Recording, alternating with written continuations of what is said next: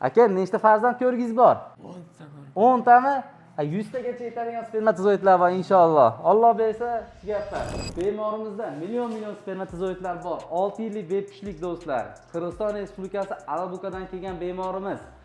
Bularda ko'rib turganingizdek yugurib yurgan spermatozoidlar. Aka, nechta farzand ko'rgingiz bor? Ko'p. Nechta? 10 ta bor. 10 tami?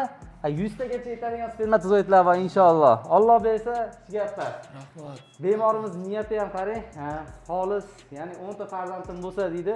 Endi ushbu bemor ham Eko XC orqali farzandli bo'la oladi. Biz aytamiz bemorlarga, sizda azospermiya holati bo'lsa, evkulyatsiya spermatozoidlar 0 chiqayotgan bo'lsa, morfologiyasi yo'q yoki umuman yo'q bo'lsa, siz tushkunlikka tushmang. Buni yechimini qilishga harakat qiling va sababini qiling.